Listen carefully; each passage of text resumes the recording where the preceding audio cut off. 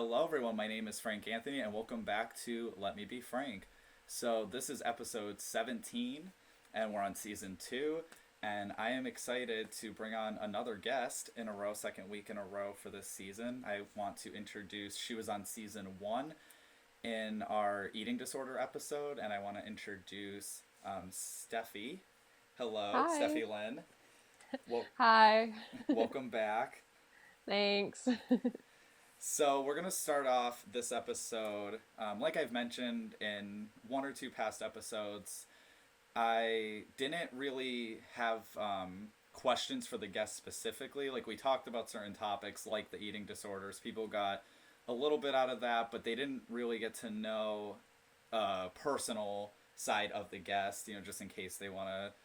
There's people out there that might really want to connect with you guys that guest star. And before I forget, I do want to thank you, Stephie, for joining us again. Oh, no problem. It's fun. I love it. Yeah, for sure. So, can you tell the audience a little bit about yourself, or as I like to word it, like I did last episode, if you were a novel, what would the summary on the back of the book say?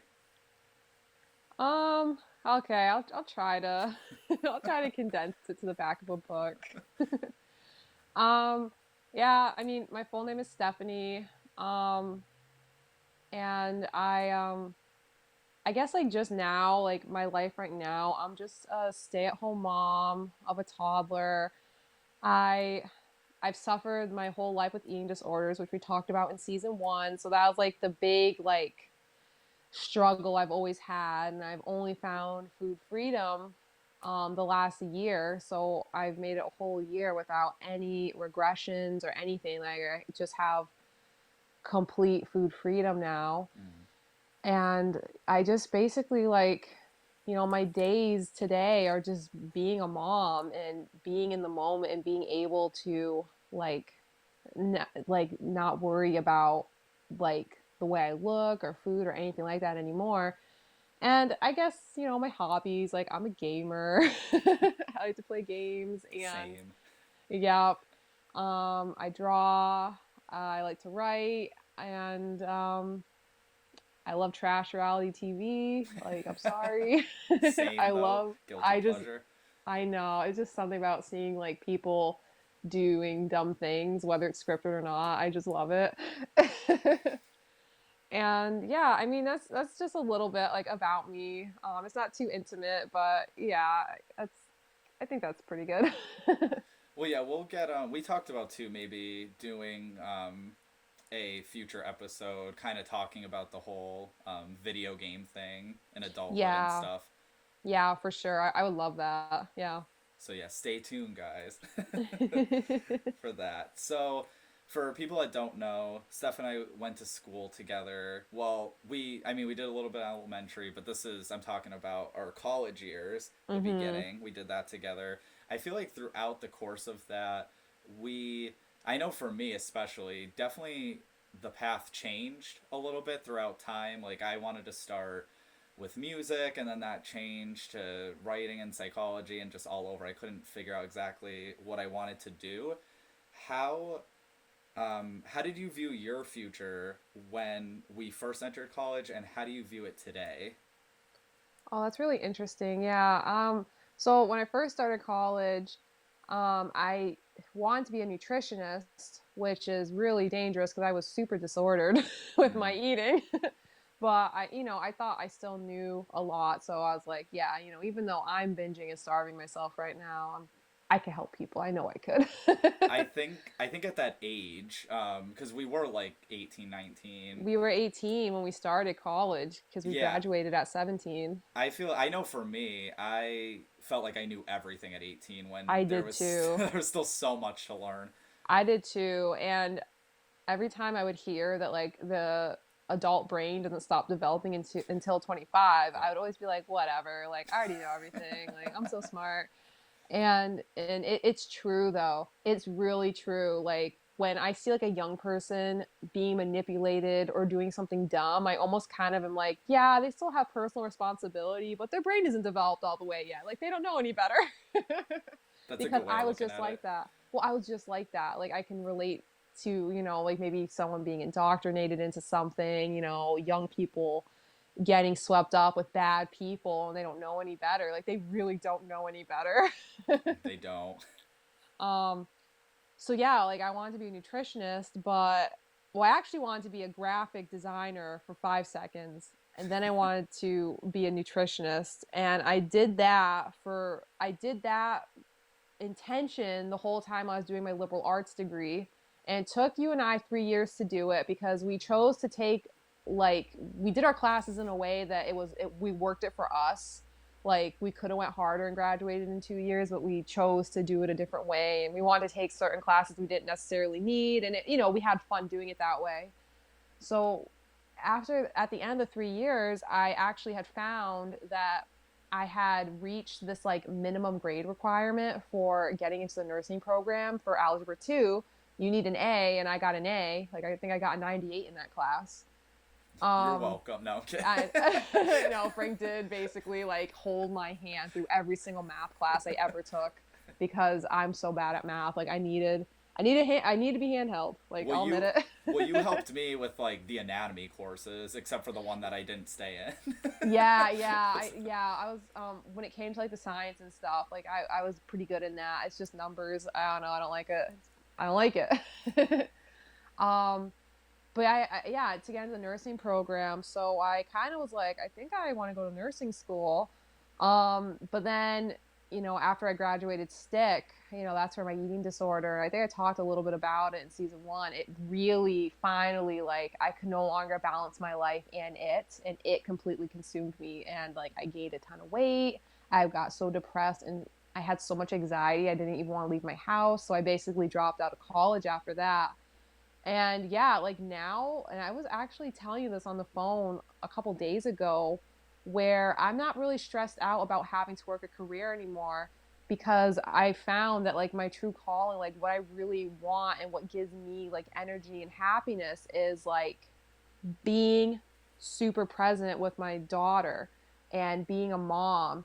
And you know, I want to homeschool her, and I want to be like super involved, and I don't want to split myself between her, my future children, in a career. I'm just not interested in that. And you know, whether I'm going to be home 100% of the time, or maybe my husband will stay home sometimes while I work, like I'm not really interested in finding a career or my dream job anymore. I don't actually care anymore. I just don't have that passion. It's being a mom. Like, so it's just really interesting because when I was in college, you know, and I actually was disgusted by having children when I was like 18, 19. I always said, I'm not having a child until I'm 30 because my 20s are for me. Like, I always said that. And I just thought children were gross. Like, the first baby I ever held was my own. Like, I avoided holding children. Like, I didn't like it. But I don't know, like I had my daughter when I like a month before I turned 26, and it just changed everything, and I realized like what's really important. And it's kind of interesting because when I was a little girl and a teenager, I always said I would love to be a stay-at-home mom. But I can't do that because two parents have to work. You know, I knew that two parents had to work, but I'm lucky enough that I know I have a husband who works, and it supports all of us, and I get to stay home, and I'll be able to do all the things like with my daughter that I want to. And I've realized like that's what I want. That's where I want to put my energy. Like that's more important to me now, like my family. Yeah, I know when I just think about when we were 18, 19, and then how the way we talk now about things, I definitely notice, at least mentally, probably in other ways too, physically and stuff. I know at least mentally we seem at a better place, much happier. Yeah, for sure. Not Definitely. stressed out, not Yeah. dreading things so much. I think we're both more sure Yeah. of what we want. And yeah, like I know what I want now, and I know what's important to me. And it doesn't I don't need a college degree for the things I want now. And I realize like I don't need to put myself through that if I don't want to. Yeah, I feel like we were really raised up on like you have to go to college in order to be X Mhm. and Y, like be successful, happy, when that's not always the case for everyone. I mean, we still did get some degrees and stuff, but I I forgot where my thought was going with that. I'm trying to. Oh, yeah, that. I was just going to say that I know for me, I felt like during that time, I think I was just doing what I felt like I was supposed to do. I don't know if you felt that way, but I For know I, sure. Yeah, yeah, where I we were did. supposed to go this certain path that maybe we weren't 100% about, but we were like, oh, we got to do this or else type thing. Yeah, no, I didn't feel a ton of pressure in stick. Like in stick, I think Oh, I yeah. flourished. I liked it. I did But too.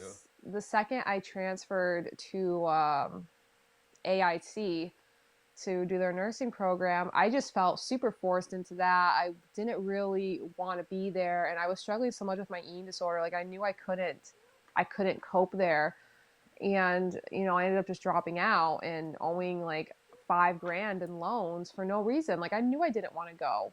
Like I shouldn't have done it, and I did, and I ended up dropping out anyway. So yeah, I definitely felt like after I graduated stick, I was like, yeah, I don't I don't want to do this anymore.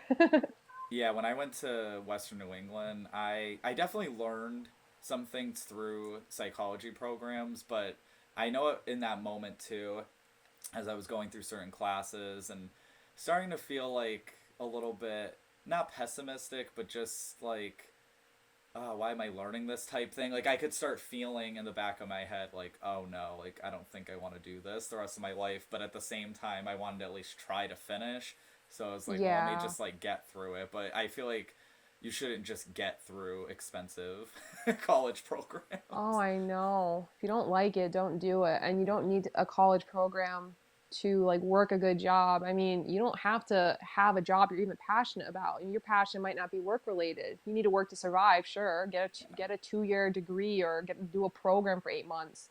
And then, work to survive and then do the thing you love outside of work. I think that makes much more sense than like forcing yourself to love your career when no career would make you happy, because a career isn't what gives you happiness. For me, it's family's what gives me happiness. Or like I'm really passionate about my food source. I would, getting to know farmers or farming myself, homesteading, like those are the things that bring me passion, and no college degree will bring me closer to those things. That's all on me. Yeah. So So yeah, we mentioned too on the last season that we talked about eating disorders, Mm-hmm. and we did share a little bit of our personal experiences. What is your relationship with food now, and what is some advice that you would give to anyone listening who may be struggling with eating disorders? Yeah, so like I said a little bit earlier, um, my relationship with food is amazing. I don't think about it. It's not this cloud in my mind. It's not this thing I constantly have to talk about. But like I guess the advice I would give is it, this is probably going to be like a bit of a hot take. But you need meat in my opinion to recover from an eating disorder. And not everyone may agree with that. Like some people might be vegan or vegetarian or pescatarian, and they might full-heartedly believe that, like, they can recover without meat. But the reason I'm going to say that is because meat and fat, animal fats specifically, I'm not talking about peanut oil here. I'm talking about like butter or like raw sheep fat or something like that. Like I'm talking about animal fats.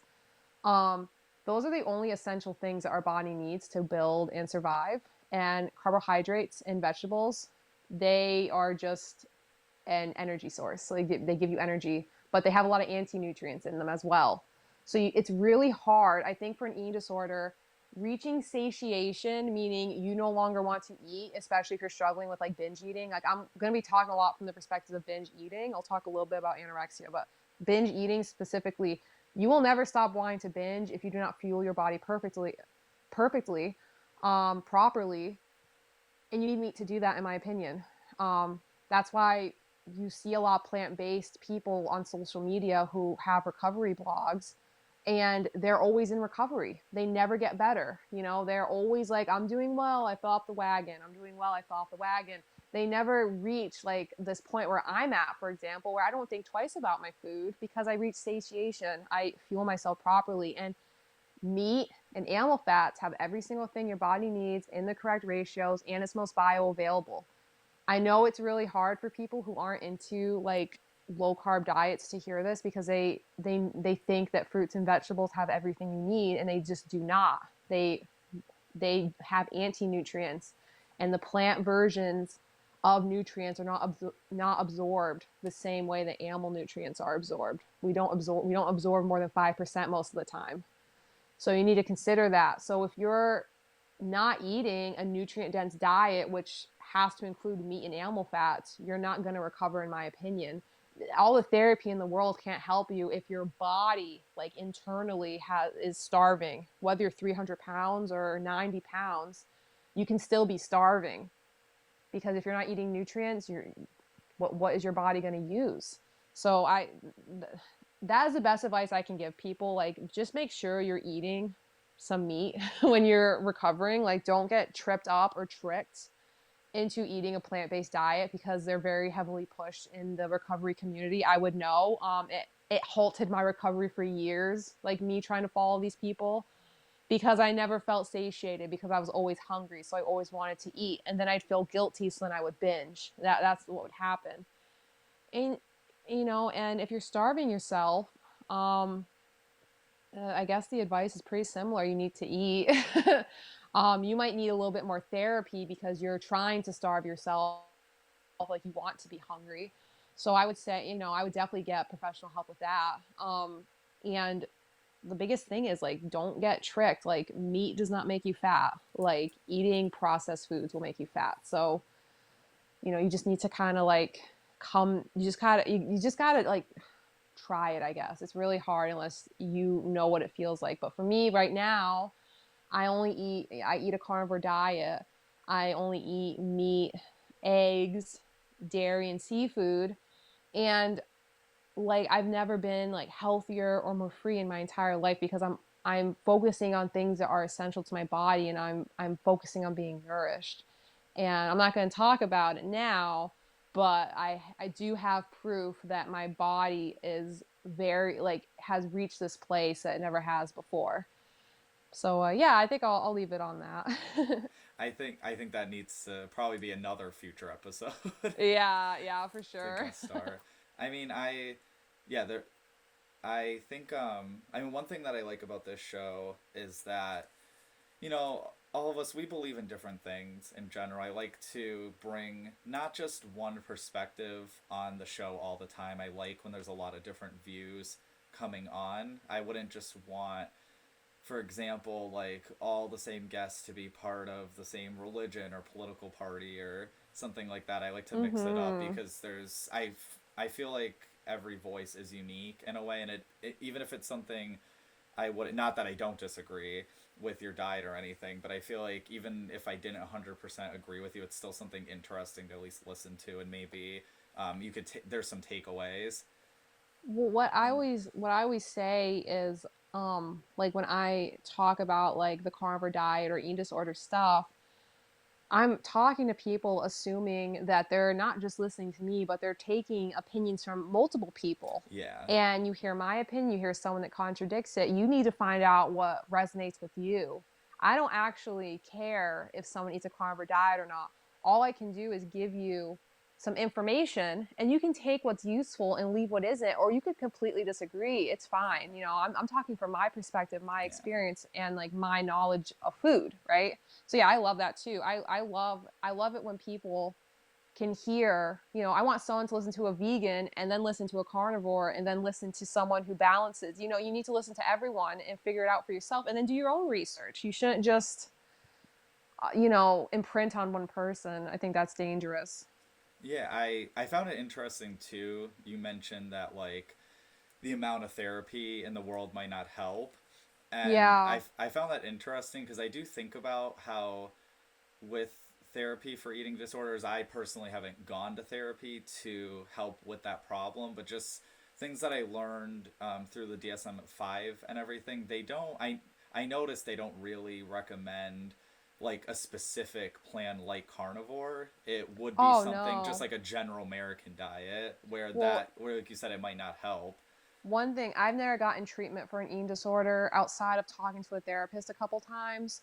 But this I know for a fact. If you come to an eating disorder clinic and you are vegan or vegetarian, they will honor that. But if you were to go to one of these places and say, well, I don't eat sugar, I only eat meat, they would tell you you're still disordered. Mm. Because for whatever reason, they think carbohydrates are essential to recovery. And it's just not the case. They don't have any nutrition. Like, I'm sorry, like carbs don't have like proper nutrition like meat does. So why would that ever lead you to recovery? That's why I call it recovery limbo, where you're functioning and you're not in your disorder all the time, but you constantly have to keep that voice away. You constantly have to work and you're never recovered. You're recovering every day. And I don't want that. That makes me think of how with the keto diet, how it was so taboo years ago, and now it's like a popular diet that Oh people are like, oh yeah. yeah, this is great. Oh yeah, totally. Which, oh my God, I could talk. We should do a podcast on keto because I would love to warn Okay. people like about that. Like you could do keto wrong, you can hurt yourself on it. Same with carnivore actually. So yeah, we should do that. Oh, that's Low all. carb, low carb warnings. We could. I was gonna say they both could definitely go on the same episode. Yeah, for I sure. think. What was I gonna say? There was one more. Oh yeah. So we've talked on the phone before we go to the next question. We've talked on the phone about. Oh, we need a commercial soon, but whatever. We talked on the phone about like me trying to do not necessarily 100% carnivore, but just kind of like going toward like me trying to go towards that path and I would everything. I would say meat based. Getting you Meat meat based, based. yeah. Yeah. I have incorporated more meat. The two big things that I've really been sticking to is less like bread and sugar, and Yeah, that's awesome. just doing that alone with the sleep, because I do get a good amount of sleep every night Mhm. now, ever since I left like jobs that I hated. Yeah, yeah. I now that I get normal sleep and started doing that stuff, I notice under my eyes, like definitely the dark circles are fading compared to when before I'd be like, oh, I just use an eye cream that probably like doesn't 100% work. Oh, that's interesting because the same thing has been happening to me. So, I noticed like in your I've noticed looking pictures. in the mirror. Yeah, like I used to, me, I always had really bad dark circles under my eyes. Like they're always like bluish, probably because I was also a little bit anemic, back in the day when I was like not eating. Mm-hmm. But it's because like I'm eating all this meat, I'm properly fueling myself, and then I'm hydrating, I'm sleeping. Like I get to sleep like 8 to 10 hours every night. It's usually 8, but I'll sleep more if I have to. And and taking magnesium, the magnesium supplement has actually been like I think the biggest thing to, because if you have dark circles, you have a kidney filtration problem. You might be Mm. tired, but it's usually a kidney issue. So I've been really focusing on like hydrating and my electrolytes, and yeah, it's the same thing, Frank. Like my dark circles are going away. I can't, if I stand far enough from the mirror, I can't see them anymore, and that was Mm. never the case. I could always see them before. That's awesome. Yeah, So we're gonna quickly go over the other two questions I had for you, and then we're gonna take a commercial break sounds after good. that, so we don't end up being an hour and a half, 2 hours, Yeah, no just in problem. case. But I could talk about this stuff forever. I know. What? So I randomly thought of this question. I don't know why, but I just randomly thought of it. What? Oh, let What? me hear it. What moments in life would you say are some of your proudest moments? And is there anything in life that you would do differently? I think I have a couple proudest moments. I think graduating high school was like a really awesome moment for me because it was up in the air if I would graduate or not because I had like a really bad grade in my math class. Mm. But I had a teacher who like pushed me through student recovery, and like he definitely pulled some strings for me because I couldn't keep up with the student recovery. It was an online math course and there wasn't a teacher to help me, so I couldn't really do it. And so he definitely pulled some strings for me. And so he got my final grade up to a D. So I graduated because of that. It would have been an F without him. If it was based on my work alone, it would have been an F.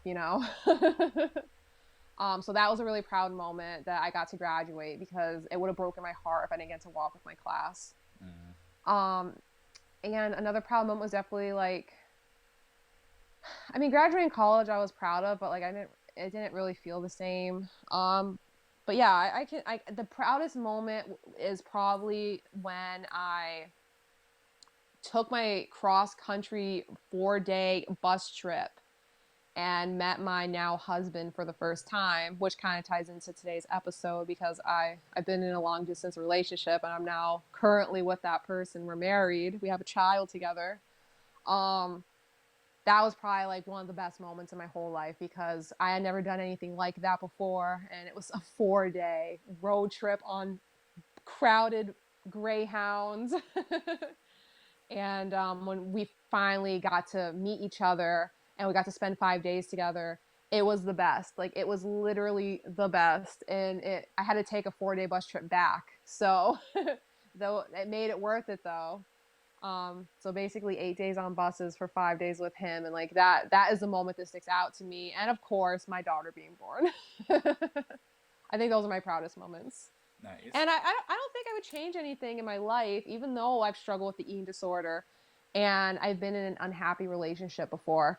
I wouldn't change any of that because it led me to the carnivore diet and it led me to my husband and my daughter. So I wouldn't want to mess with anything else I want to make sure that these things would still happen, so I don't think I would change anything. I love that I kind of love that that was your answer because I would think, people have asked me that question or I've thought about that myself, like a little self-reflection, like, oh, Yeah. like would there, like, oh, maybe I shouldn't have like fought with that person, or I shouldn't have said this, or I shouldn't have done things a certain way. But then at the end of the day, yeah, you wouldn't be the person you are today if Yeah. those things didn't happen, if you didn't go through those certain hardships. For sure. Yeah, I wouldn't want to lose anything I have now, so I'll No. go through all of it again. I was gonna say I'm single, but I wouldn't want to lose who I am. That is that's completely valid. The last question was, do you have any social media links or anything that you would like to share for people to follow you on?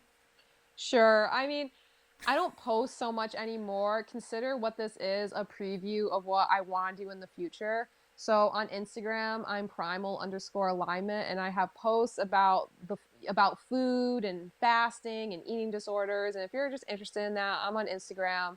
I don't really post anymore though. I'm also on Anchor, Primal Alignment, and again, just talking about the carnivore diet and stuff. But I intend to move away from Instagram. I don't really like it so much as a platform. And I probably will like start on Anchor again. I'm just, I want to wait until I get the blog set up. So Yeah. consider my Instagram a preview. You feel free. There are a lot of posts and you will get value from it, but I'm gonna make a full-fledged blog and I'm really gonna like go for it. And it will probably be similar to Primal Alignment.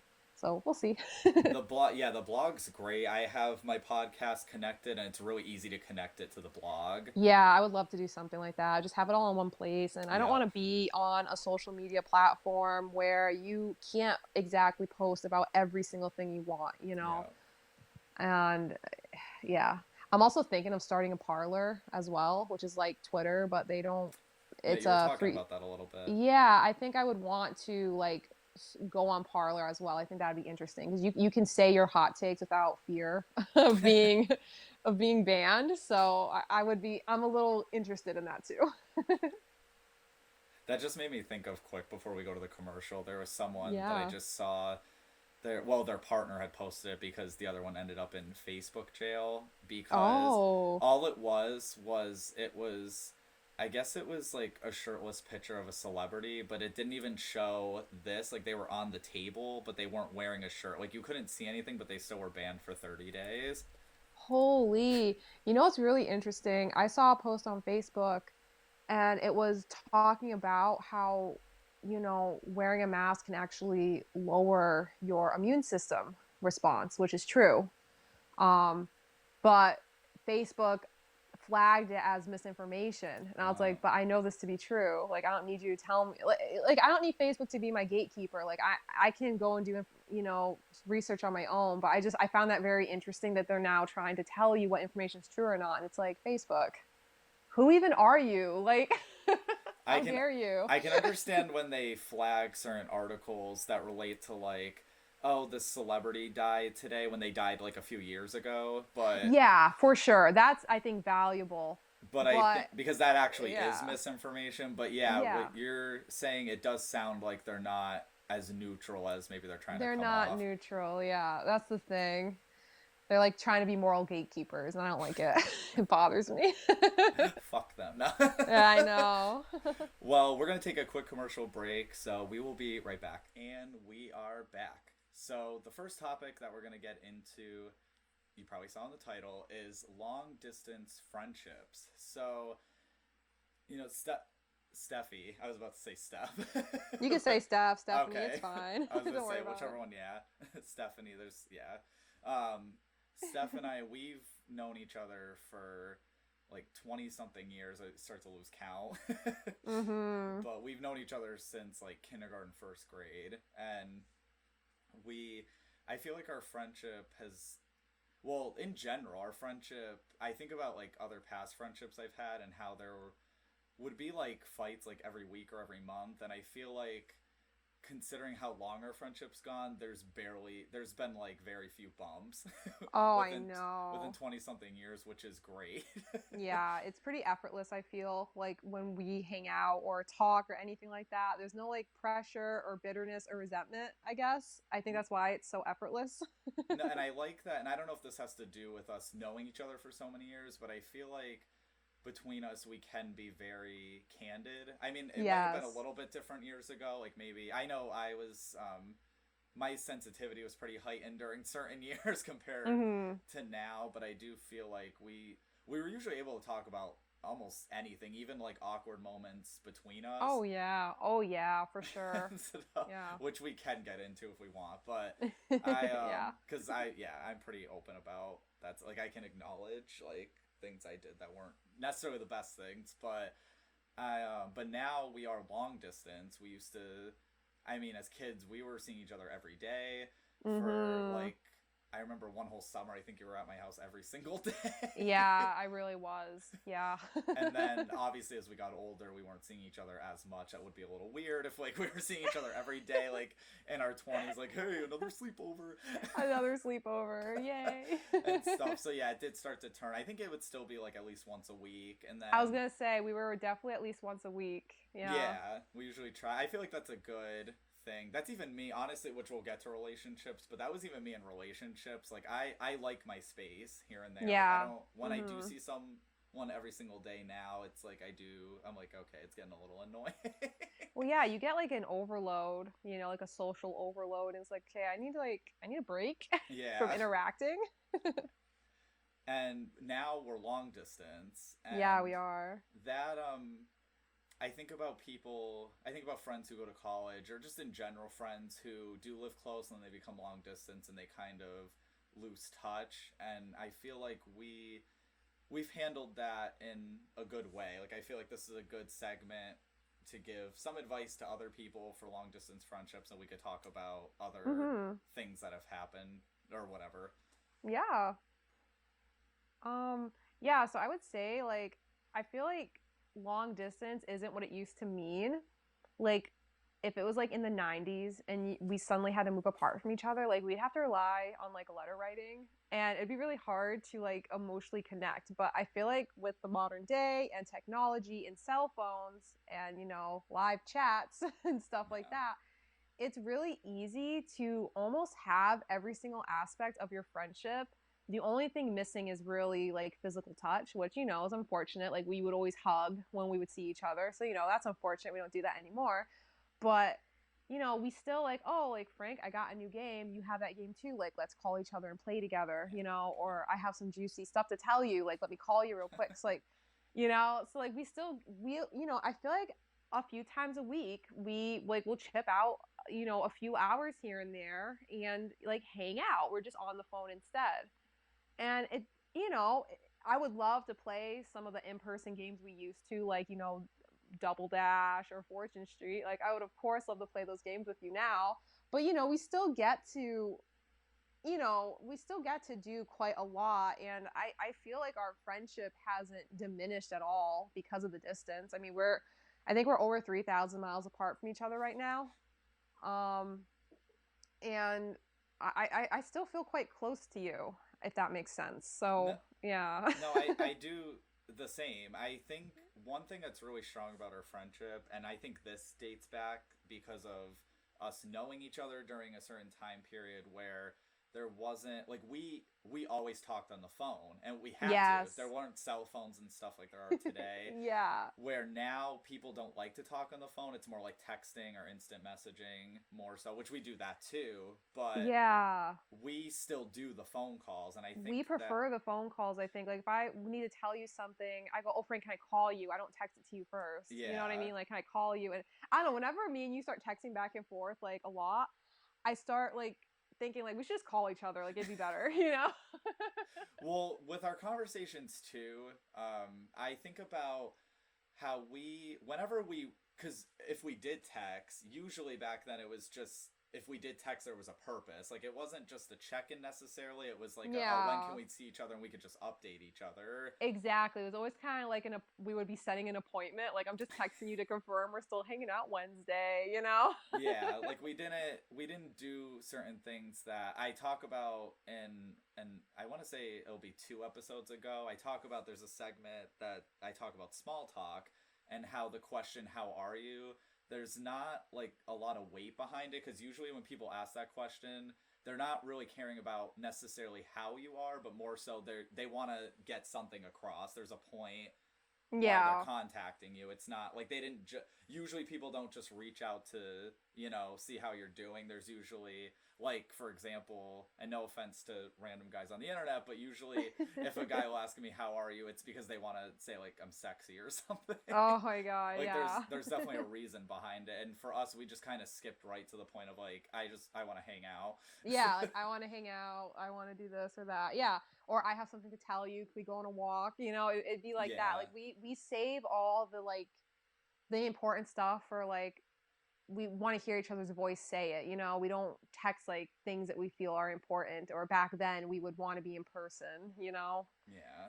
Yeah, and I don't know. Like I feel like because of like technology has its downsides, of course. But it does make long distance possible in ways it just couldn't be before.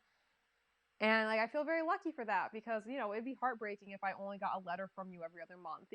Like that wouldn't be the same. Where like you and I like we played a ton of Animal Crossing a few months together. Like we'd be on the Yeah. phone a couple hours, and then we played a ton of Story of Seasons together, Yeah. and we played a ton of Billion Road together. Like the last like I'd say last 5 months we've had pretty consistent things to do together. It's No, been we nice. have. I do, yeah, I do appreciate that whole thing. And I like that. I usually don't get gaming memberships. Like, I never got like the PlayStation or the Xbox memberships. The Switch Yeah. one though is only 20 for the whole year. So Yeah. so I'm like, okay, $20 a year, and for me to be able to connect with you and with other friends is like, it's worth it. Yeah. Oh yeah, and we just started playing Pokemon, so then there's that Yeah. too. We've been battling each other. So And I win all the time. No, I do not. I've lost every time so yo, far. Frank, let's double battle, man. Let's double battle.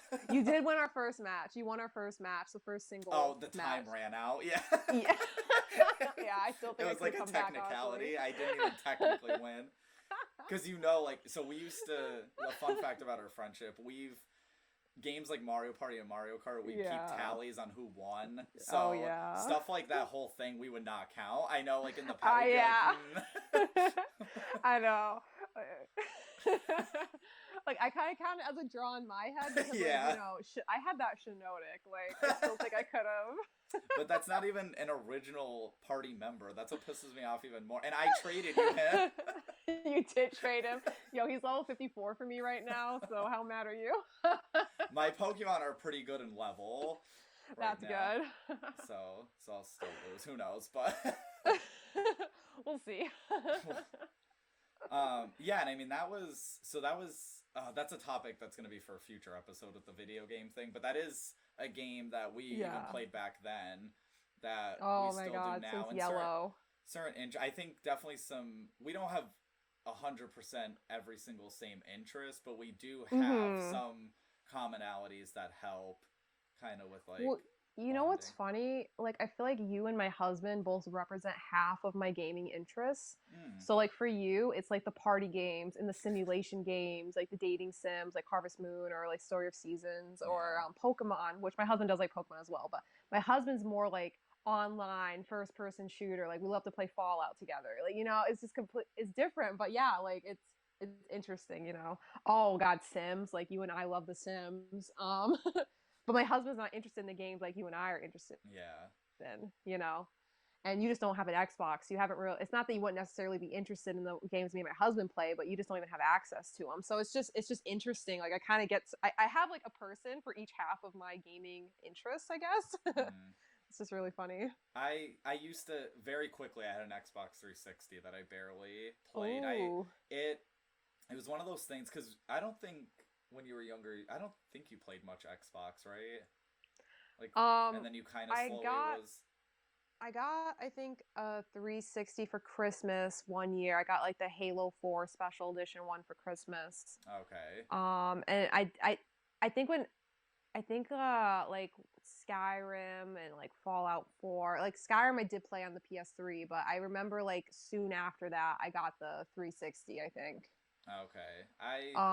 Yeah. Yeah, personally, just because of being such a big Nintendo fan, and I was a Oh yeah. PlayStation fan, like a Sony fan, Yeah. I can admit I probably didn't give the Xbox enough of a chance to really learn the controls because I doubt it's that difficult, but I just like didn't even It's the put in the effort. same. Yeah. Yeah, it's the same. I mean, I only have we have all three systems right now. We have two Xboxes, two Switch. We're sharing a PS4 right now, but we'll probably get two when the new one comes out. Um, and it's only because I want access to all games. I don't want to be like I can't get this game because I just don't have the system. Like that's the only reason. Mhm. Um, but yeah, I love that distance doesn't stop us from doing something that we both we love doing. Yeah, I don't know, like I said, I don't know how specific we'll get with the long distance friendship or how specific you want to get, but I know there was a period of time where we weren't talking and with the distance being there and and yeah, that was interesting cuz knowing Oh yeah, we could talk about that. I'm fine with that. okay, I just Yeah. we had known each other for so many years and then we did kind of have a little bit of that disconnect and it was Mhm. kind of I know for me it was I was wondering, yeah, like if we would ever talk again, or if we, like I think once like 6 months a year went by, I had to start thinking like, oh, like I think this isn't gonna be anymore, and it's unfortunate, but like I think I have to like maybe move on Mhm. and stuff.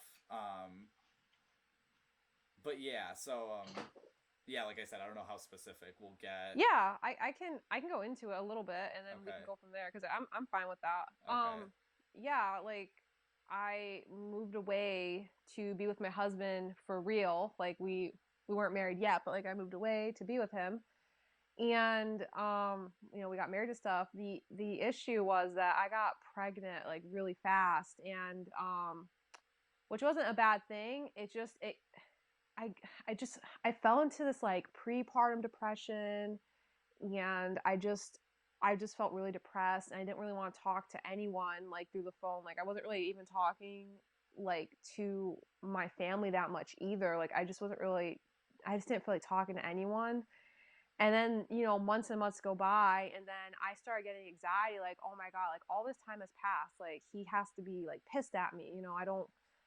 I just like the more it was stupid. Like the more time that would go, the worse it like was for me. Like it was like hard. It was almost harder. So it was just like, I've said this before to Frank that I cannot even relate to this disordered mind that I had back then because I look back on it now and think, why was I so like mentally like off? So yeah, time and time and time went by. I finally announced the pregnancy on Facebook. I was 24 weeks when I finally was like, yeah, we're having a girl. And, Frank texted me and he was just like, how could you not tell me this? I'm upset. And then that was like, oh my God, I can't even. Like, I felt so guilty. and so bad, like I still couldn't even text back, which was dumb. I should have in that moment be like, oh Frank, I'm sorry, I've just been so depressed, like I don't even want to be texting on, I could have taken that moment, and I still didn't. I became like a coward almost. um and yeah, like, fine. How long was it? 2 years It was, total? yeah, it was 2 years. It was 2 years. So after the 2 years, I finally, and honestly, I do give a little credit to the carnivore diet for fixing my mental state, because I had already been carnivore for over 6 months at that point. Um, I finally felt right in the head, and I was like, wow, what was my problem? I just couldn't relate to that person anymore. So yeah, I reached out to Frank, and I'm so happy I did, because yeah, like, for the last 2 years, or for those 2 years, I missed you immensely. And there's a ton of things that, like my husband, I can tell him everything. I can, he's also a best friend to me. But there are just some interests he does not share with me, and that's fine. Like Frank, you represent the other half like so well, and I couldn't like get excited about like Mario Party with him. He just doesn't care. Oh no, I can get, yeah, I can definitely, I can start telling, yeah, my side with all Yeah, that. for Like with, sure. I remember games like Mario Kart or even Mhm. Mario Party. Well, not just anyone, but like we played specific versions. So if Yes, anyone, I remember exactly. someone pulled out, I think it was Mario Party 7 or it Oh, was Double Dash, which are two games we played a lot yes, together. yes. It was one of them, and I remember my friend at the time was like, you literally gave me like a death stare, because I was like, oh no, we're not playing that. Like it just was no, because I knew the memories were gonna start coming back of our Oh, times, and I didn't want to think about that, because it was like something yeah. I was still. I think I was going through stages of grief with that whole thing. Like it started Mhm. off where I felt like worried because I was like, oh, maybe she's dead Oh or no. kidnapped. And then that whole thing with the announcement and stuff, then that was kind of the stage of me getting a little bit angry. Oh, Um, rightly so. I don't hold that, like, of course I'd be angry. well, not, and I also, yeah, didn't know the whole situation either. And my Yeah. text wasn't the nicest that I had sent at the time. I remember that was one thing I did regret. Like, oh, I shouldn't have been so, because I didn't exactly know the entire situation going in. I just kind of was like, here's my point of view, nah, like going like right into it without even like, it's not like I asked for an explanation or like just any. I just kind of was like, how the fuck could you like into it, which wasn't the best method to do either. Mhm. And then, yeah, as time went on, then, like I said, I kind of was like facing that whole denial of like, okay, I think I have to just like get to the acceptance of like maybe this is over. And then we did reconnect, and that made me nervous because I just didn't know what to do. Because at that point in time, it was the whole like, okay, like, like this is quote over, but then like that was reopening everything that I wasn't addressing to myself. Yeah. So I had to really just think about everything. And a big thing I had to ask myself when I've asked like past friendships and stuff is that, is this really worth ending for good? And when it came Mhm. to us and just thinking about everything we had gone through, and for that disconnect to be the reason for us to end for good just wasn't a good enough reason to break forever. Well, I also feel like, and I think this is the case for you as well. I'm making an assumption here, but I feel like because of all the years, and like I swear we've told each other everything. Like, I feel like we know each other like the best. It would just be Yeah. such a shame to not reconnect. Because I feel, because like I swear it was like immediately we were like, we were. It was like no time had passed. That's how it felt for me. And I think we started playing Animal Crossing first, That's what it's, yeah. and it just like it was like a time machine. It just, to me, it felt like right back, like business as usual, like for me too. And I told my husband this. I was like, it feels, I was like, it felt like, I was being extremely happy because I'm with you, we have our daughter, but I had felt like something missing. And then when you came back into my life, that feeling went away, like you were the missing piece. Mm. So yeah, Yeah, so I I'm so still, and I mean, grateful. and I, and I am too. I am happy you reached out, and I still had like a few other friends in my life that I confided in or whatever, but it just, yeah, this friendship specifically, I realized it's very important, and there's a lot to it, and it wasn't, I realized too, it wasn't like a toxic friendship compared to other ones that I've had to let go, where there just was way more negative than the positive. And for us, Mm-hmm. 20 something years, there were very few negatives that had occurred. And we always, any issues that had come up, we always did move past them. I can talk about. Yeah, we did. We did move past. I just want to say, like, moving past, I feel like a lot of people hold on and resentment builds over time. And that just isn't the case with us. Like, the few issues that you're Yeah, about to talk about, like, we don't think you about them. already We know. laugh about them. I do. Yeah. Like I do. uh, because yeah, I don't hold on to anything that Yeah. happened with that disconnect. I actually don't even think. Oh, Frank, you're so nice. Well, what made me really nervous when we first were talking, because Animal Crossing was a really good. It's something they should just incorporate into therapy when they have Oh, like God, people, yeah. because it was such a good outlet to connect through Hmm. without necessarily dealing in person with, but it was Yeah. just a good way to put energy into a game or whatever, like Yeah. something else to bond over. But I Yeah. was starting to get nervous that we were almost getting comfortable too quickly, and that like there was no more. Because at first when we first started talking, there was a little bit of a guard, and then I was like Yeah. getting nervous, like, oh shit, like, yeah, what if I'm almost moving too fast to being like laid back? Like, am I gonna look like a little like bitched? Oh Or, no, it's like, oh, he no, just goes back.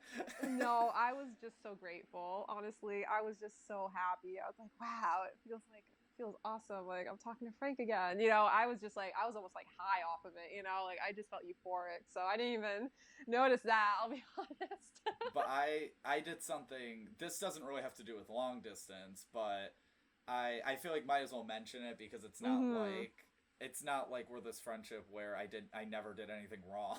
I'm not like It's not like that. I One moment specifically that was probably one of the worst that I did.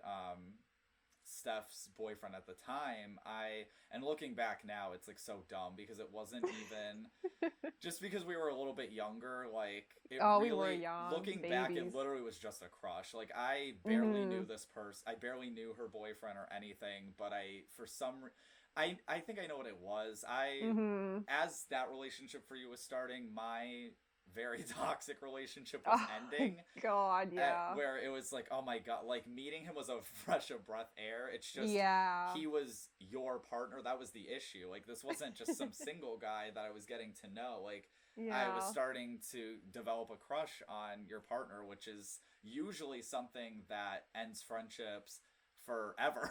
Usually men will come in between certain friendships, and I just remember looking back, and like, not only did we very nonchalant talk about it, but we were friends again like within 2 weeks. Oh, we were, and we would all do group hangouts afterwards, and it was only because, like, that's the thing too, like, we don't hold any resentment, and I think that's what gives us, like, the best. I think that's why it's so effortless when we're hanging out and stuff, because I'm not sitting there like, wow, years ago Frank did this to me. I, like, completely understood. I sympathized with you, and I knew where you were coming from because I knew how toxic your relationship was. That your guy was manipulating me half the time, so I completely Oh yeah. understand. Yeah, he was. That's a So I whole could, other thing. yeah, like there's a lot of layers, but yeah, I just feel like you and I are like, yeah, like we're we're both imperfect, we both make mistakes, but you know we we have like just this great friendship. It's great. Like I wouldn't change anything about it. I wish we could see each other once a week. That's the only thing I would change. Yeah. But with But us yeah, talking on the phone, it does really help. At least it like hearing the does. voice. Like, if we were It just does. messaging or texting all the time, like, yeah, it would start to, or like you said, like letters once a month. Like, Oh my it god, it wouldn't be wouldn't the be, yeah, same. it wouldn't be the same. But Mhm. yeah, in that moment back then, yeah, I mean, I was very, well, yeah, I was gonna say I was very toxic, but I was acting very toxic, and acting Mhm. very out of my normal character. I mean, I had said, I don't even, we probably have talked about this, but like years ago, I mean, I was saying Mhm. things Because, I mean, he would ask legit questions like, oh, like, I'm with your friend. And I would be like, yeah, so, like, you could leave her. like, really fucked up shit that you just don't. Like, that, in that Oh moment, my that god. was me not valuing our friendship. That was me being a selfish little prick. and Oh. not really thinking about the consequences of doing shit like that. Yeah, I mean, that's a mistake. I've made mistakes not nearly as bad that have costed me friendships Mhm. and stuff. Yeah. Honestly, I remember one time too when this was happening. He was my boyfriend at the time was like sending me what you were sending him, Oh yeah, and I was just kind of like, oh my god, like I didn't really know what to think in that moment. But also it's so long ago, I don't even remember all the pieces of it. But I it's don't funny either. because I'm not even with that person anymore, so it's like I don't even care. Well, I will give them credit. They said what ended up really waking one thing that really woke me up from all that bullshit was I remember he kind of not that he was serious about it, but not. I mean, I hope not. Oh my god. but he, but it did open my mind because it's not usually the way people like when you're going after someone's partner. I guess it's not something usually that person would say. So it kind of Hmm. woke me out of this whole trance of just being a miserable person. And Oh. I remember he had said like he had said, okay, like I'll leave her for you. And when he said that, that moment made me realize, oh my god, like I'm hurting my friend. like it woke me up, and it made I me. can't believe he said that. What a dummy. I think he was saying it. I like I said, I don't think he was saying it seriously. It was Yeah, to I like know, but maybe help me geez, realize cringe. like yeah, because like that is like yeah, I could have been really shitty and been like okay. Oh yeah, no, it's good. It's definitely good. Yeah, I actually didn't know that. That's interesting. I That's think I really mentioned funny. it yeah like years ago Yeah, I on don't a remember walk all of talk. it. Yeah, okay. but but yeah, that was something that happened where because I remember I was babysitting or something at the yeah that's how long ago this was. Wow, and yeah. yeah, I remember getting that, and I didn't get excited to be Happy, like, oh, yeah. I'm gonna date this person that was my friend's partner. Like, no, like it really made me realize, yo, Frank, like that's a really fucked up mindset. That's good though, because you have a strong like moral foundation and it came out in the end. So that's good. That's yeah, really good. and it's something, yeah, that I like I said, we're gonna go to a commercial break in a minute, but that I've told people about that past that I've had, and there was a recent friendship where that knowledge they had that we went through, it wasn't even with them. Like I never liked their partner, but they used my past against me, Yeah, yeah. and they Like would we were a special situation. Like, it's messed up that other people would try to apply that same logic because they're insecure in their relationship, you they know? well they would yeah they I think they were thinking, oh well, like he went after one of his close friends, best friend's partner, like he could do that to us, and even though I wasn't, but they yeah Yeah, it's unfortunate. yeah. But all right, so yeah, we're gonna take another quick commercial break, and then we are gonna talk about not just long distance friendships, but long distance relationships. Yay. So we will be right back. And we are back. So we just talked about long distance friendships. We're going to get into long distance relationships in a second. I just wanted to add one more note on the long distance friendships. Just like a piece of advice, I guess, for people who either have long distance friendships or just like long friendships in general. My piece of advice would be if there's a way to make it work and it's not a toxic friendship, then definitely try to make it work in general, because I think Mhm. sometimes we end things kind of like over some of the smallest issues ever where like one conversation could have really helped solve everything. So I've just noticed that, personally I've had a couple friendships too where like something a very small issue wasn't talked out, or like just we didn't try to like really understand one another, and then it just ended, where I feel like certain friendships we make are are sometimes just worth that extra conversation so that you can keep it going, keep up the really good memories. Yeah, and that I'll you just have. add that we all have the tools to have a successful relationship. If you have a phone and Wi-Fi, you can have a successful friendship for sure. Like it's Yeah. possible. And I'll get more into that when we talk about relationships. Yeah, I was gonna say let's get into it. Nice. I can start off with, I mean, you have more experience than I do with long distance relationships. Hmm. I There's one I think of specifically that was one of my Yes. last, we'll say, relationships, and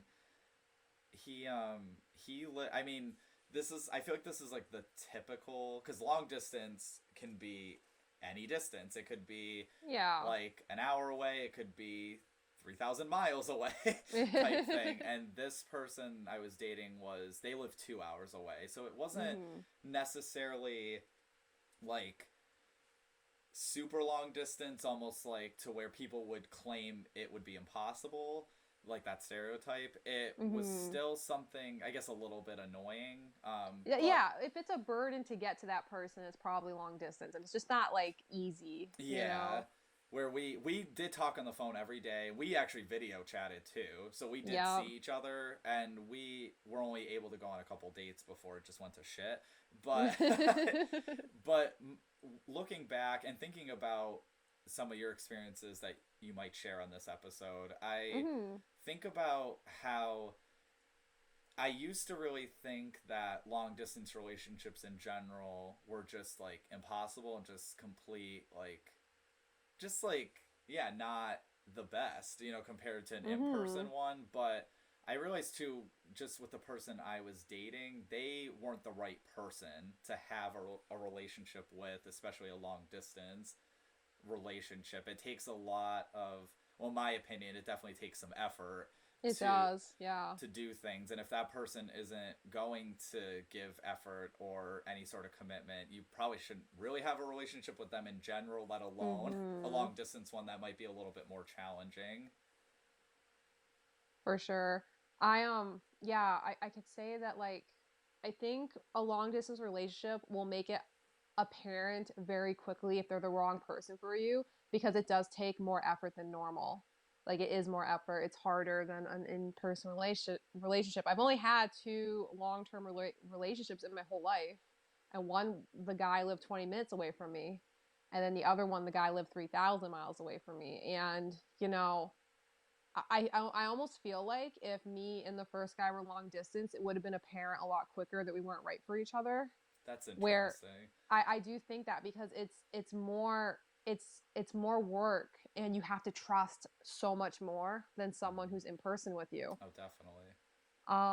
And like it's just I guess I'll start with like I think so if anyone's out there and you're in a long distance relationship or like you are unsure of your long distance relationship or if you're just someone who's like a doubter because I was a doubter of long distance relationships until I met my current husband. Like I was always like, you can't really be together, blah blah blah.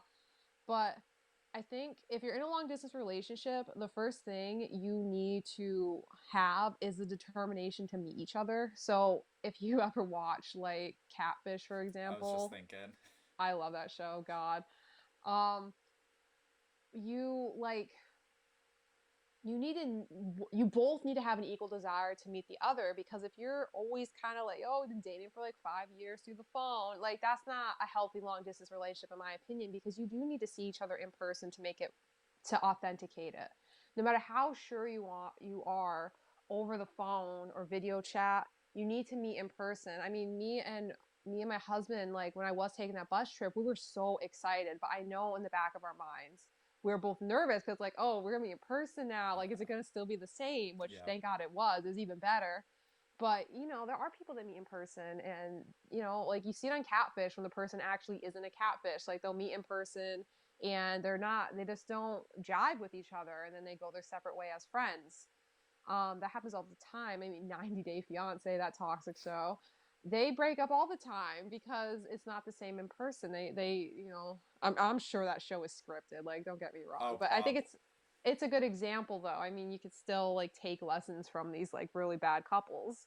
Well, I Yeah, personally, with Catfish, I do like that show. I'm guilty of liking that show. 90 yeah, Day I love it. Fiance, I haven't watched too much. I've just seen certain clips, and I'm like, oh boy, like I guess my life could be more chaotic.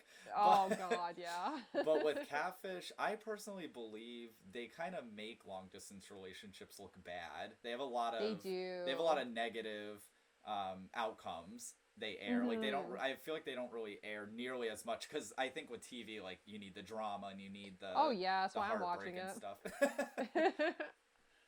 um, yeah, no, totally. Like I totally agree with that. But yeah, so I think the first thing if you're in a long distance relationship, you both need to have an equal determination to see each other. And if that other person doesn't have it, I would really like consider your relationship with that person. Yeah. And yeah, it is a lot of work because I think the biggest things are communication and trust. So, you know, you have to take your partner's word every single time because you're only talking through them through the phone, right? So if they're like, "Oh, I'm going to work," you need to believe that they're going to work, you know, and not actually like screwing around on you, you know, because that's of course a possibility. Well, So, sorry, let me yeah. just Yeah, go interject for a ahead. second because I think Yeah. about that partner that I had, and I do think about because of the distance. I think in general he was a compulsive liar. It made it easier for him to lie Mhm. about certain things because of the distance. I couldn't Oh, for just sure. You go can't down the street and confirm. be like, oh yeah, he's there, or whatever, Uh-huh. or Yeah. like at the end of the day, I didn't really, and it wasn't a long relationship at all, like literally a month. Mhm. So it's like I didn't like I do agree. Like there definitely needs to be definitely a level of trust, which there There was, does. but then there still was that doubt for me because of Mhm. just yeah, I think it is on the individual and how they portray themselves and the way I think it's the issue too with the whole catfish show is the way certain people in long distance portray themselves is almost too good to be true, and that's what Oh, this for guy was doing sure. in my situation. He wasn't just like really showing me his raw like realistic self. He was showing just the Mhm. good stuff, and then yeah, to where it just definitely made it hard to believe that that was going to be like genuine, a real thing. Well, that's interesting because for me and my husband, we met online playing Overwatch, and we both weren't looking for anyone. Like we were just Mm-hmm. both playing Overwatch. And so we struck up a friendship, you know, we met other people, like we had a whole like team in Overwatch. Like there were six of us.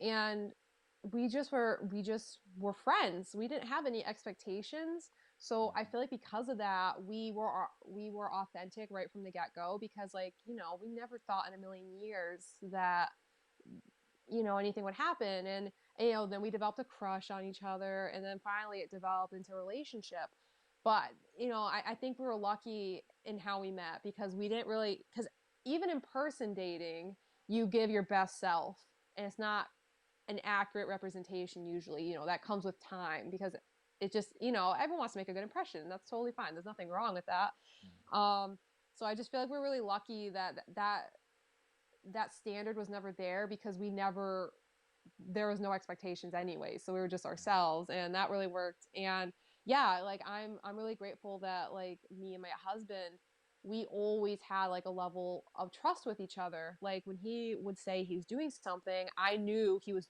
doing that thing like he never lied to me and like I never suspected that he did which is interesting because my only other relationship I have experience with I never felt like I was always being told the truth. I felt like I was always being told half truths. And that was, you know, so I guess they're important in both relationships, but more so in long distance because if you're not trusting that person, you probably shouldn't be in a long distance relationship with them because you need to have that trust.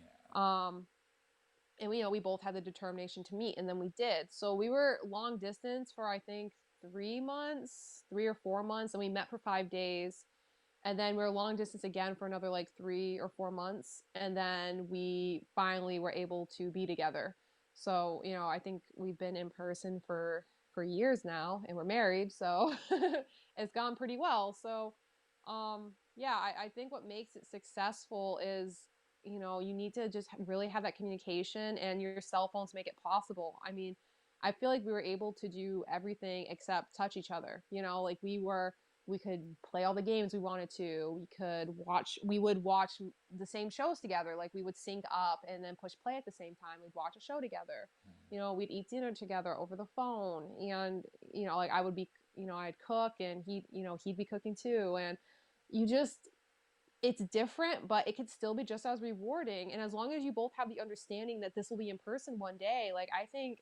it's super valid, like long distance relationships. And I was one of the people who didn't believe in them either. But then once you fall in love with someone, you fall in love with someone, right? So you make it work. So yeah, I don't know if there's like more advice I can open up on. Well, Yeah. I started thinking about how usually people that would put down long distance relationships are some of the older generations than us that didn't have Yeah. the technology. They just kind of assume, oh, well, it can't work Yeah, well, and they anyway. fail so often. They do fail so often. And again, I think it's because it becomes apparent very quickly. Like it's funny, like me and my husband will be watching a show, and like a couple will have to break up because suddenly like they're being forced apart, and it'll be like ridiculous to us because they'll have such an easier situation than we did.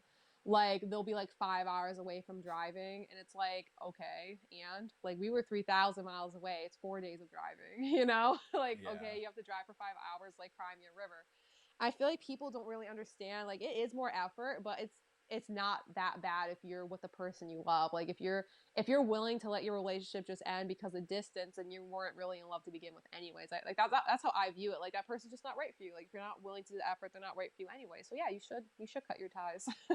I think one piece of advice maybe you could share is about I Mhm. noticed how you guys would be on sync with like certain things, like when it came to like you mentioned watching shows and Yeah. stuff or things like that. Like I think that's something that'd be useful to share. Like in a I guess it kind of has to relate with like communication Mhm. and being like on the same page because that's something that's difficult for people who who are in person dating, not even long distance, that they struggle Yeah, with. for sure. So I don't know if you Yeah. had any tips with like having that strong communication or um, like how to stay in sync on the same page while being Yeah, long yeah, I can distance. talk.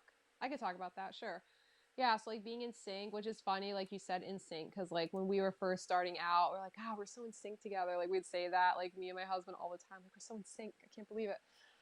Yeah, we had the same expectations. Once we decided like we're gonna be together and we're gonna meet right then and there, we had the same expectations. So that was really helpful. So that's one thing about like being in sync. You need to have the same expectations.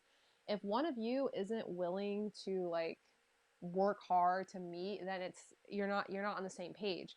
So like me and my husband both had to get jobs and work to save up money Yeah. so that I could move over to him so that we could see each other every day. And we I had to work. I think I worked like at Walmart for 2 months. I was like the meat person. I would stock the meat on the shelves.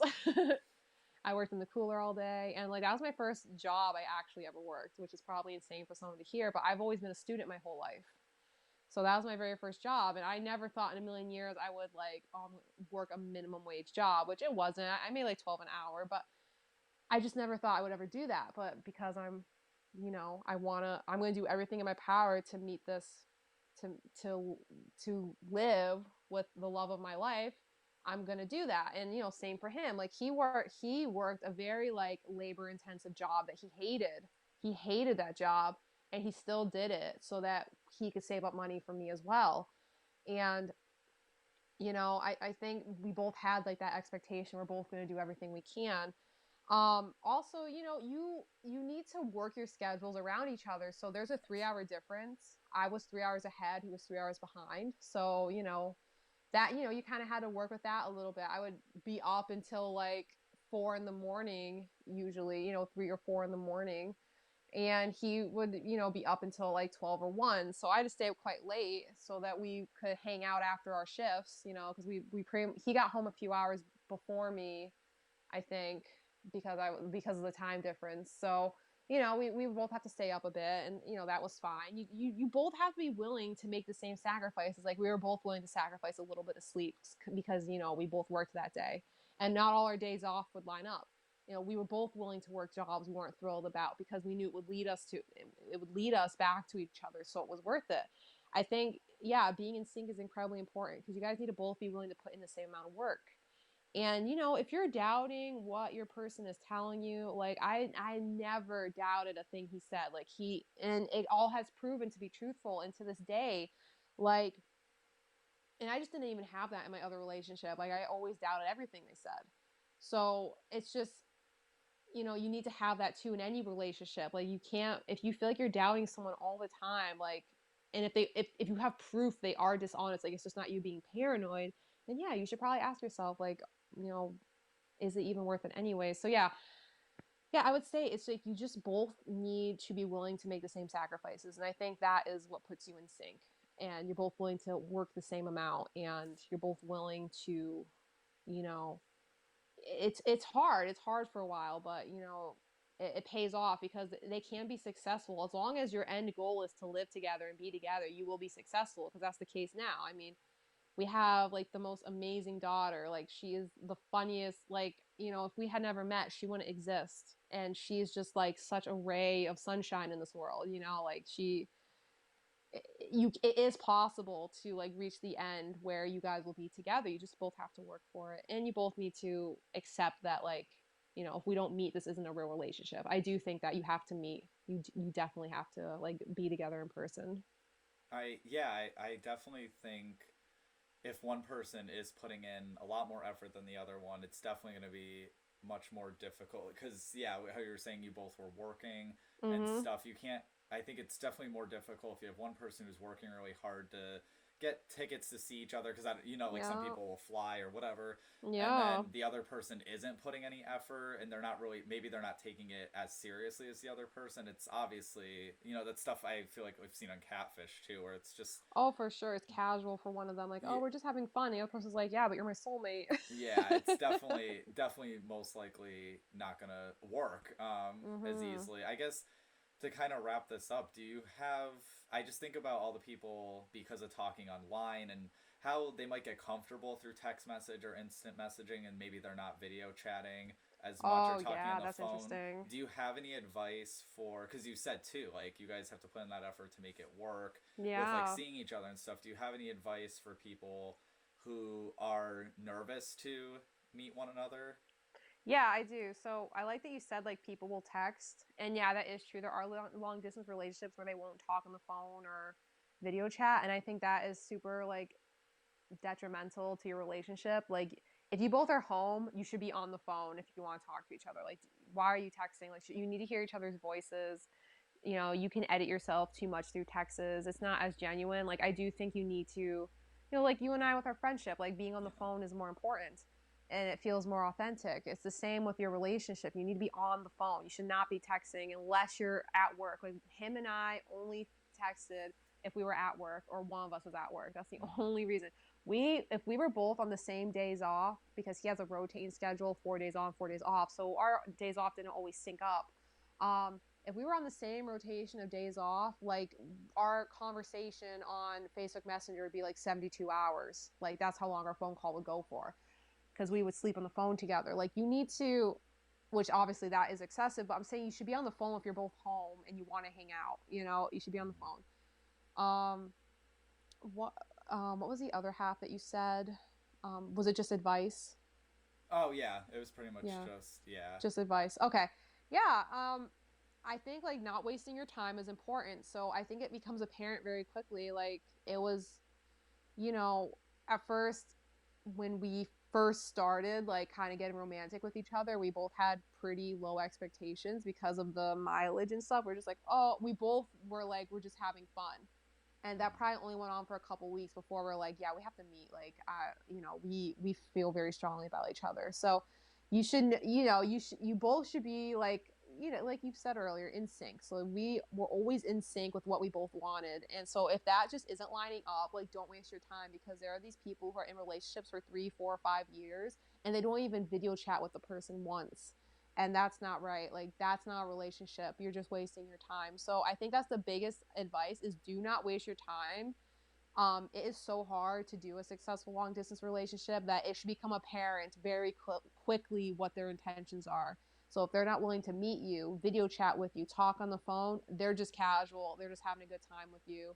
like if you're looking for true love, like that person isn't giving it to you. So I think that's my biggest advice. Do not waste years of your life texting someone. Yeah, I think as we have some of the younger generations, I think we do need to start getting a little bit more comfortable with talking on the phone or at least like Yeah. video chatting Mhm. because we kind of have hidden ourselves due to anxiety or whatever reasons. And Yeah. I think I just thought about too, like if there's certain things that would happen in a non-distance relationship, like if your partner wasn't going to try to see you or talk to you and stuff, then yeah, that's stuff that shouldn't be going on in a long distance relationship Oh, either. exactly. Exactly. Yeah, I mean, there'll be people like, "Oh, I have a phone, but it doesn't have a camera." It's like, "Okay, then call me." "Oh, the like mic doesn't work." It's like, "Okay, you're lying. You are lying." Okay, you will not be texting me then. I don't want to hear it. But yeah, Yeah. I think yeah, is that good to end around there Yeah. Yeah, for I think that was good. wrap up? I hope that's helpful. I know long distance relationships are hard and not everyone really would give them the time of day, but I guess my last thing I'll say is do not lose your soulmate because you are put off by long distance relationships because Hmm. take it from me, like I'm with my soulmate. We have a daughter together. We are together. Like you can do it. It's possible. You just have to work. Yeah, I definitely agree with that. I think I wasn't comfortable with long distance dating at first, but because of who that partner was, when I at least who I thought they were, I was willing to try to make it work. Where I Yeah. wouldn't have done that with other people in my Mhm. life, where if other past partners were long distance, yeah, it wouldn't have been. Like I said, like we were saying, it's got to be the right person. But that For person, sure. there was other motives along with it and all that. So that's why that couldn't end up working. So, lost to him. Yeah. Oh, for sure. But I do want to thank everyone so much for listening or watching or both. Watching, listening the podcast. I didn't know where I was going with that sentence there. I'd like to thank Stephie once again, Stephie Lynn, for guest starring again and probably on future episodes. Thank you so much. Oh, no problem. For It's all. fun. I'd like to also thank today's sponsor, and I'd also like to thank Zapphire for doing the intro and outro music for at least seasons 2 episodes. It's some cool music that's not even released yet. We kind of get a first taste on the intro and Ooh. outro, so pretty exciting. Yeah. Yeah, so I hope everyone has a super special, awesome day. Bye.